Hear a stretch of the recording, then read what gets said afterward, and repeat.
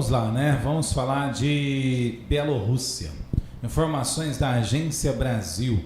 O líder da Bielorrússia e aliado da Rússia, Alexander Lukashenko, prolongou seu governo de 31 anos nesta segunda-feira, dia 27, depois que as autoridades eleitorais o declararam vencedor de uma eleição presidencial que os governos ocidentais rejeitaram como falsa.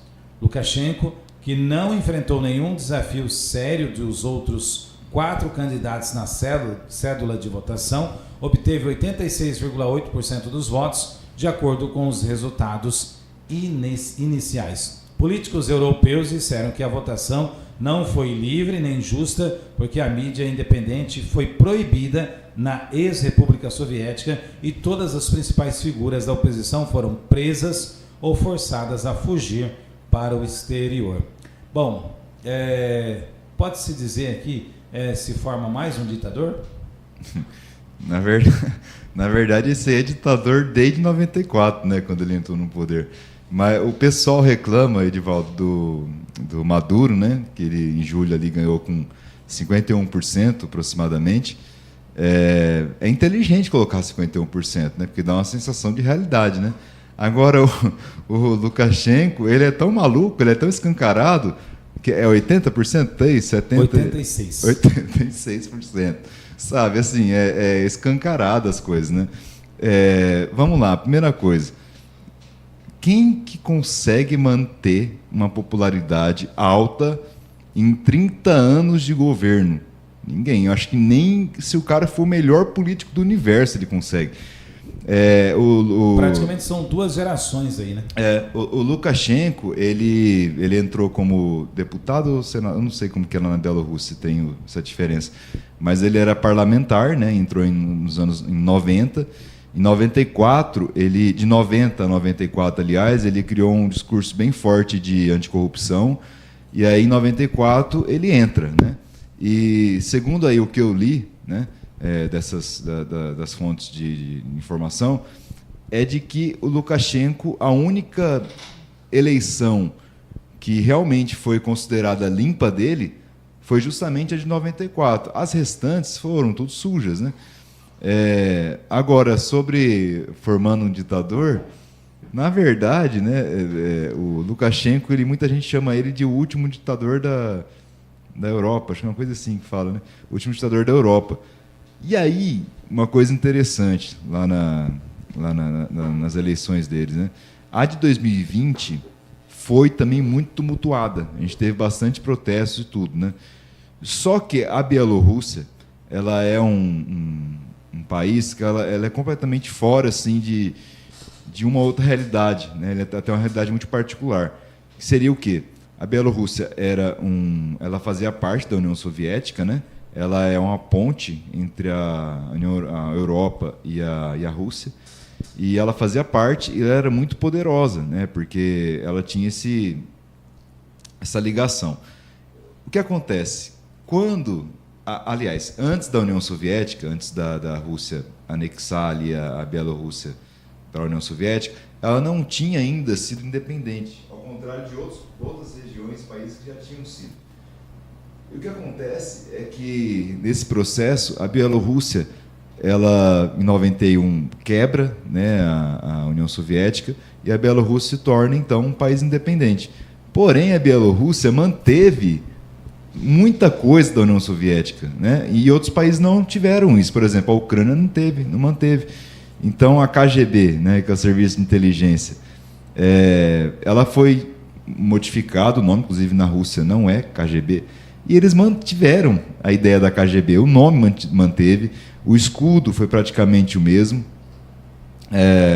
a forma de atuação, que geralmente é para perseguir ali dissidentes políticos, pessoas contrárias ao governo, e então a Bielorrússia ela carrega essa característica, assim, né? E o Lukashenko ele já falou em mais de uma oportunidade que ele é autoritário mesmo, né? Que ele é desse jeito mesmo, e ele quer ser assim. E aí entra numa última pontuação que eu faço, por isso que eu falo que é uma característica muito particular da Bielorrússia. A Bielorrússia, nas mãos aí do Lukashenko, ele tenta uma amizade, tenta não, consegue, né? Perfeitamente, uma amizade com o Putin, com a Rússia, justamente porque, né? Aí já é uma coisa que eu imagino que seja. A Bielorrússia é um paizinho minúsculo, né? Acho que são 9 milhões de habitantes. Para ela ser engolida pela Rússia, é um pulo, né? Só que, ao mesmo tempo, a Bielorrússia ela quer também ter amizade com a Europa. Ela seria esse balanço entre os dois, né? Só que desde as crises aí da última eleição 2020 para agora, que agora piorou mais ainda, porque a União Europeia também está atacando a eleição, né, do Lukashenko, a gente não sabe como que vai ser esse posicionamento. Tem uma outra coisa que eu achei interessante também. Eu vi um vídeo que é da Euronews, né? E é meio que um português espanhol, não sei nem falar o que era aquele idioma lá que eu escutei. Mas a parte que a entrevistada, uma das entrevistadas durante a manifestação lá em Bielorrússia, em 2020 estava, ela falava assim, que eu achei muito curioso que ela falou. Aparentava ser uma pessoa normal, assim, do dia a dia. Ela falou assim, não tem por que a gente protestar, porque aqui a gente leva uma vida boa, né? A gente leva uma vida tranquila. Ela fala assim, não me importa se ele está aí há 26, 25 anos, 30 anos. Para mim não faz sentido, não tem por que perguntar, né? E aí já entra naquela questão do que vale, né? Se é a democracia ou a ditadura. Eu não cheguei a pesquisar como que está a questão financeira da Bielorrússia, né? Se é um país próspero, se não é, não entrei nesse contexto, assim. Mas é realmente um país bastante particular. Pegando o gancho do Luzi, né? A Bielorrússia ela faz fronteira com a Polônia e a Polônia é a Rússia, né? Bielorrússia e a Polônia. A Bielorrússia ela fica na fronteira com a Polônia e com a Rússia. Então a Polônia é o muro que separa a Rússia da Europa. A Polônia segura a Rússia ali, né? No caso, nós tivemos aí da Segunda Guerra Mundial, né? Não sei se realmente foi tudo o que falaram, né? O que se propaga, mas a Polônia ela começou a ser invadida de ambos os lados, né? A Rússia por cima e a Alemanha por baixo. Então ela se faz a fronteira ali entre a Alemanha e a Rússia. Aí agora tem os outros países aqui, tem Estônia, tem enfim. Mas o que você falou, ele é aliado do Putin e provocou muito a Polônia, tanto é que a Polônia é o único país da União Europeia, assim, União Europeia não, da Europa, que fechou fronteira e o presidente falou assim, não vai ter essa bagunça de imigrante aqui de nenhum lugar do mundo. O polonês morre de medo da Rússia, da Bielorrússia também. Os poloneses, eles têm problema por causa da questão da Segunda Guerra. Ah, sim, sim. Tanto mas um lado quanto o outro invadido. Então eles têm muito medo de perder. Só que parece que o medo deles é muito maior da Rússia, né, do que... Não, a Bielorrússia, né? Mas o ponto principal é a Rússia, né? Porque foi na Segunda Guerra Mundial, né? Então houve, né, o conflito na Segunda Guerra Mundial, enfim. E o presidente da Polônia, não vou saber agora o nome dele de cabeça, não sei se é o mesmo ainda, né? Quando começou essa invasão dos muçulmanos para a Europa, né? Invasão ali dos muçulmanos da África, porque a África ela tem um pedaço dela de característica de ser muçulmano, né? Então, e aí você tem toda aquela região do Ocidente ali, o dos muçulmanos, e aí começou a invadiu Itália, França, Inglaterra. Hoje você vê que bagunçaram tudo. Então, assim, a Polônia foi o único que falou assim, aqui não, é fronteira fechada. Você pode ir lá para a Polônia, né? Tem muito brasileiro, inclusive um amigo meu, ele mora na frente de casa, ele foi para a Polônia, ele está lá, foi cortar o cabelo, tem um pessoal lá que já é de brasileiros, foi lá, está lá, tá trabalhando lá normal, né? E aí ele falou, essa bagunça aqui não vai ter, e aí ficou muita crítica. Por quê? Porque quando você tem as agendas, quando alguém é contra a agenda, você é bombardeado. Ah, mas os refugiados. Não, peraí, refugiado não. Você não vê mulher, criança, é só homem em idade militar.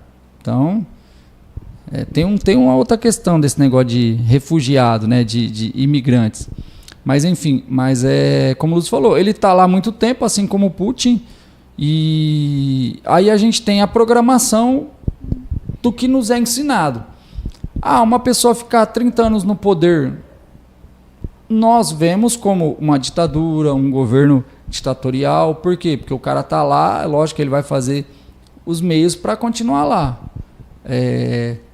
Mas, igual o Lúcio falou, uma pessoa deu entrevista, você não sabe se ela está lá como uma atriz, não uma atriz de novela, mas fazendo um personagem. Ou com medo mesmo também, né? Porque existe muito teatro, né? Jogo de cena, inclusive dos governantes. Né? Muito das coisas que às vezes eles fazem é porque eles estão lá para fazer um papel e obedecer a ordem de um grupo superior. E a gente falou, não me importo. Então, é o padrão que a gente tem. Se o Lula ficar aqui 30 anos e o país for uma maravilha, ninguém vai ligar. Se o Bolsonaro ficar 30 anos, ou qualquer outro político, e o país crescer, for bom, lógico que vai ter as coisas ruins, mas num conceito geral, ser melhor do que pior, e você vê que ele está fazendo, pensando no país, não no interesse pessoal.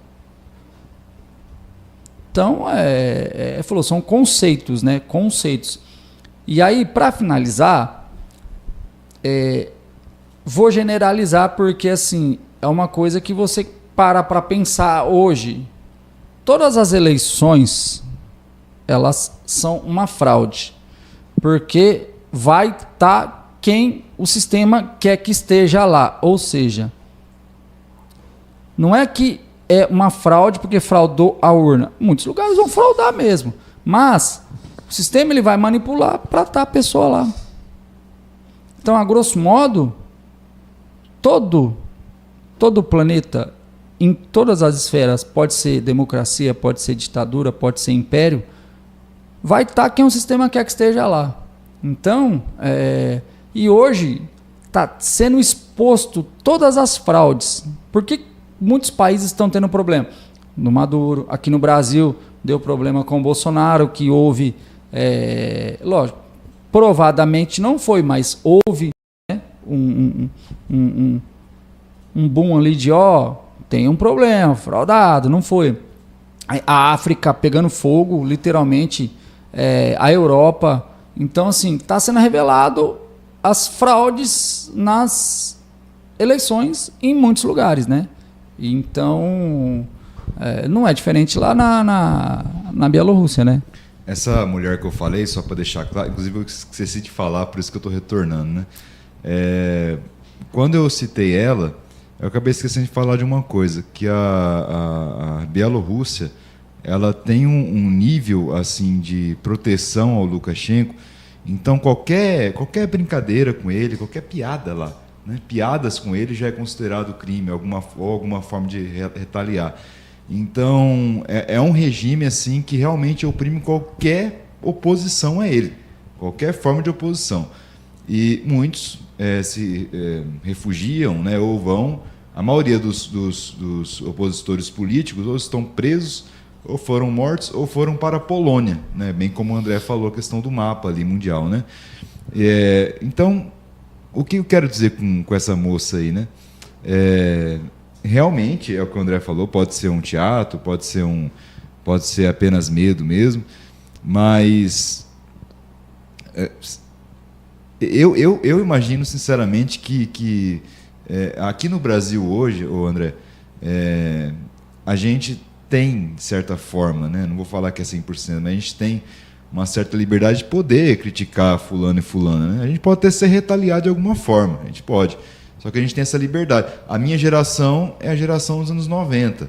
Então, a minha geração não conheceu aquela coisa de você não poder meio que abrir a boca, né? Hoje eu posso falar algumas coisas, eu posso me expressar. A gente está aqui falando de política. A gente está aqui criticando Muitas vezes o governo federal, às vezes o governo estadual, um deputado ou outro, enfim. Eu não consigo imaginar como que é viver num cenário onde você tem medo de falar para o teu amigo que você não gosta do político tal, né? Então, não sei, sabe? Mas eu mencionei essa mulher mais por termos de curiosidade mesmo, porque muita gente pode pensar igual ela, né? Por que não? Inclusive na própria Rússia, né? A própria Rússia também é muito dividida. Tem quem apoia o Putin, tem quem não gosta do Putin. É que nesse país como pessoas... cidadão, né? Você vai gostar ou não. Não é todo 100% vai gostar. Mas, assim, igual você falou, são países que já tinham essa cultura de ser mais enérgico, mais duro, né? Agora no Brasil não, sempre foi muito aberto, porque você tem o quê? Você deixava falar, você usava a mídia a seu favor, o governo, que a gente sabe que funciona assim, dá o dinheiro, reverte na opinião pública, através da mídia, manipula para mudar o pensamento de algo em prol do governo, que se for, né? Enfim, de alguma crítica, né? Inclusive da oposição, que geralmente a oposição é menor, é bombardeada, né? No sentido, quando o governo quer bombardear, aí a oposição acaba tendo menos poder, força da questão de passar, né? De levar. Porque você tem uma mídia que recebe dinheiro, pagou, eu falo o que você quiser. E lá na Bielorrússia a gente tem que levar em consideração uma coisa. Como eu falei, muitos aspectos da era soviética fazem parte até hoje da vida deles, né? Então você tem muitos monumentos ainda de personagens da União Soviética. E a União Soviética, como a gente sabe, não tinha, principalmente ali nas mãos do Stalin, né? Não tinha essa cultura de alternância de poder. Essa ideia de alternância de poder, ela é uma coisa relativamente falando nova, né? Aqui no Brasil, para nós, é um absurdo a gente pensar que não vai ter eleição a cada 4 anos. Mas eu imagino que na Bielorrússia, por ter essa herança soviética ainda muito viva, para eles, talvez eles não se... É uma hipótese, tá? Talvez eles não achem que seja tão grave essa questão da alternância. Talvez para eles não seja assim, eles que eu falo uma parte, ou uma grande parte, ou minoria, não importa. Mas é diferente a forma de pensar. É a cultura, né? É a cultura. Você pega na Inglaterra. A Inglaterra tem uma rainha. Será que se a gente Você tem lá o parlamento, e aí você elege o primeiro-ministro. Mas você tem lá a rainha. No Japão tinha o imperador. Tem ainda. Eu acho que ainda. E voltaram. Acho que ainda tem a figura do imperador. Tem. Mas assim, agora não é figurativo a figura da rainha e do imperador. Não é. Se você for olhar diariamente, ele não vai estar lá todo dia assinando, dando ordem, porque tem um primeiro-ministro. Mas quem pensa que é figurativo, então é o Império Japonês e o Império Britânico. Só que com uma diferença de organização estrutural. E é aquela, né? Será que se a gente pisar em território chinês, será que na verdade eles não vê o nosso sistema como louco e nós o deles como, né? Porque lá eles também estão acostumados com um único partido. Embora, gente, né? Embora, abre aspas aí, beleza, é um partido só? Só que é praticamente o maior partido do mundo. Então você também tem subgrupos, né? Funcionam como subpartidos, vamos dizer assim. Mas são formas diferentes de ver, né, a vida política. Não estou aqui, né, julgando qual deles é o correto ou qual deles é o errado. Estou só falando que há perspectivas de vida diferente. E essa opinião que eu estou dando foi usada por um sujeito protegendo a vitória brilhante do Lukashenko por 80%. Ele falou assim... que lá eles são uma forma diferente de ver. Eu concordo com ele no sentido assim, de realmente há uma perspectiva diferente. Não é isso que eu estou falando. O que eu estou falando é que, cara, 30 anos num poder e de um cara que tem não tolera a dissidência política. É a única área que eu posso falar. Como eu falei, eu não pesquisei a questão econômica nem nada. Mas é muito improvável, aqui mesmo no Brasil, quando um prefeito se elege ou um presidente ele se reelege, geralmente ele se reelege com menos, né, percentual. Vai fazer uma pesquisa no segundo ano de presidência do cara, também abaixa. Por quê? Porque é comum isso, né? As pessoas... É comum, normal, no mundo todo. Então, é isso aí.